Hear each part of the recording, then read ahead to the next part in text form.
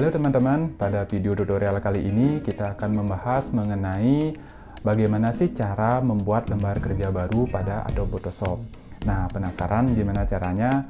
Ayo kita mulai.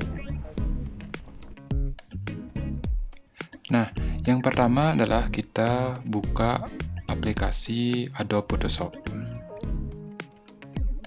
Nah, berikut adalah interface atau tampilan dari Adobe Photoshop. Di sini saya menggunakan Adobe Photoshop CC 2018. Nah, pertama kita klik File, klik New.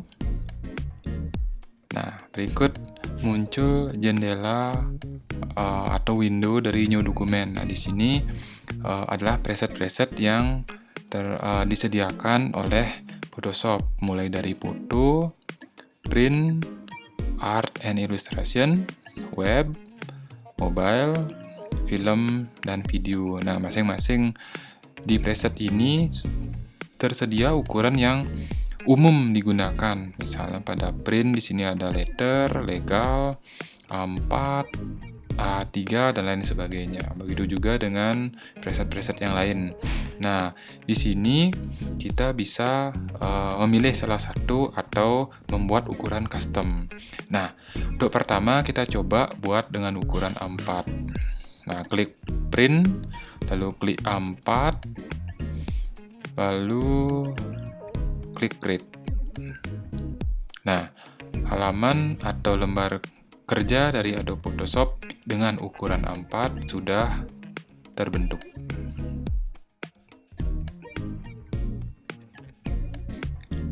Nah, setelah kita membuat ukuran A4 di sini, yang mana kita menggunakan preset yang sudah ada dalam Photoshop. Nah, bagaimana kalau kita membuat lembar kerja dengan ukuran custom atau di luar daripada ukuran yang sudah disediakan oleh Adobe?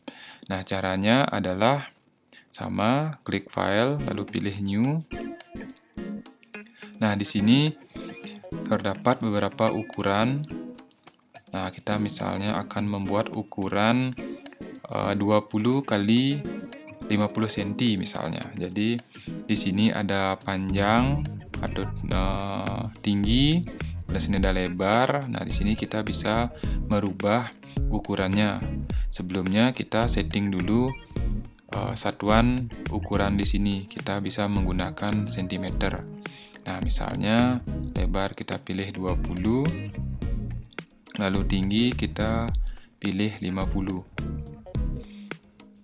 Nah, di orientation di sini atau orientasi di sini ada portrait dan landscape. Kita bisa memilih misalnya dia mau portrait atau meninggi ke atas atau ke samping atau landscape. Kita bisa pilih. Nah, di sini saya coba pilih yang yang orientasinya adalah portrait.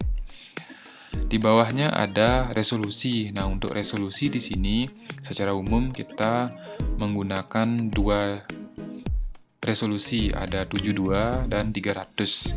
Nah, 72 ini biasanya kita gunakan untuk desain yang akan kita cetak outdoor, misalnya spanduk, baliho, poster, seperti itu kita menggunakan resolusi 72.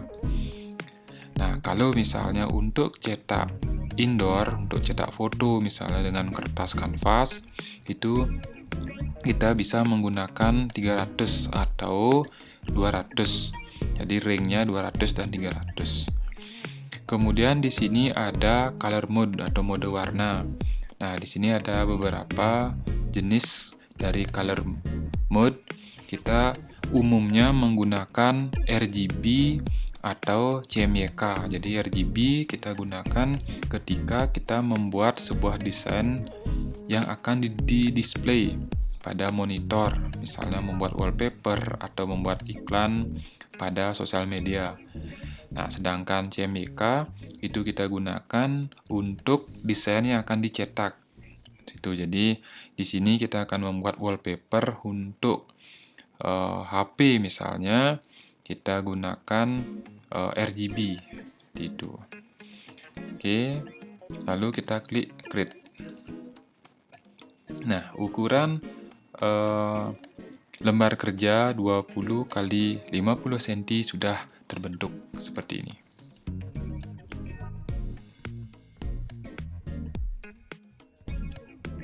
Nah, setelah tadi kita belajar membuat lembar kerja baru, membuat ukuran custom, dan lain sebagainya, berikutnya adalah bagaimana sih cara kita menyimpan project atau desain yang sudah kita buat. Nah, di sini kebetulan saya sudah membuat sebuah project, sebuah logo. Nah, bagaimanakah cara menyimpan project ini? Yang pertama adalah klik file, lalu pilih Save As. Nah, akan muncul jendela informasi daripada Save As. Nah, di sini yang pertama adalah menentukan nama dari file yang akan kita simpan. Misalnya, saya buat di sini namanya logo. Nah, lalu tempat penyimpanan di sini, pilih tempat penyimpanan, kemudian adalah format. Nah, format di sini ada beberapa yang bisa kita pilih, namun yang paling pertama itu kita pilih adalah format Photoshop. Nah, format Photoshop di sini adalah format mentah di mana kita bisa buka dan edit lagi desain yang kita buat di kemudian hari. Seperti itu, siapa tahu ada perubahan dan lain sebagainya. Nah, setelah kita pilih format Photoshop, kita klik Save. Nah, di sini jika nama yang sudah ada sebelumnya pada file kita, maka akan muncul informasi seperti ini. Nah, kita ubah namanya misalnya logo 2. Lalu klik Save. Nah, akan muncul jendela pemberitahuan seperti ini, klik saja OK. Nah, format PSD atau Photoshop dari desain yang kita buat sudah tersimpan. Berikutnya adalah kita menyimpan dalam format yang lain. Sama, klik file, lalu klik Save As. Nah, namanya masih sama, lokasi penyimpanannya masih sama. Nah, kita tentukan formatnya. Di sini saya coba menggunakan format JPEG. Nah, format JPEG di sini adalah format gambar pada umumnya. Seperti itu. Jadi, klik Save. Nah, di sini akan muncul option. Nah, jendela option di sini kita bisa pilih yang paling maksimal agar ukuran gambar yang kita simpan nanti kualitasnya bagus. Kemudian untuk formatnya di sini ada baseline standar, itu kita pilih. Nah, akan muncul di sini ukuran estimasi dari hasil penyimpanan kita atau JPEG nanti ukurannya akan seberapa. Seperti di sini ukurannya kurang lebih ada 1 MB. Kemudian klik OK, selesai. Jadi logo ini sudah tersimpan dalam format JPEG. Berikutnya format yang lain adalah format PDF.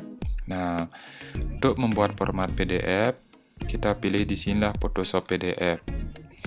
Kemudian nama dan lain sebagainya masih sama, klik Save.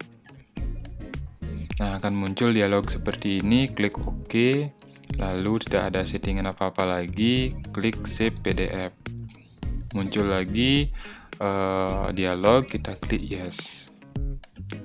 Nah, format PDF dari desain yang kita buat sudah selesai. Format jenis file ketiga yang juga sering dipakai adalah PNG. Sama, klik file lalu Save As. Nah, di sini kita pilih PNG atau Portable Network Graphic. Nah, PNG di sini sekilas mirip dengan JPEG, namun yang membedakan adalah PNG ini bisa membuat gambar dengan latar belakang yang transparan. Biasanya digunakan untuk keperluan pada website seperti itu. Jadi logo yang kita masukkan nanti atau input pada website itu bisa dengan latar yang transparan. Jadi menggunakan format PNG. Kalau yang secara umum itu biasanya JPEG. Nah, sama, kita klik Save, lalu akan muncul jendela dialog seperti ini, klik saja OK. Nah, format PNG sudah tersimpan. Nah, bagaimana cara membuat latar yang transparan? Nah, di sini ada latar putih seperti ini kita bisa hapus.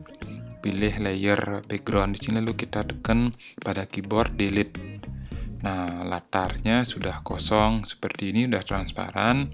Kita bisa menyimpannya dengan format yang tadi, PNG, sehingga latar daripada desain yang kita buat akan transparan.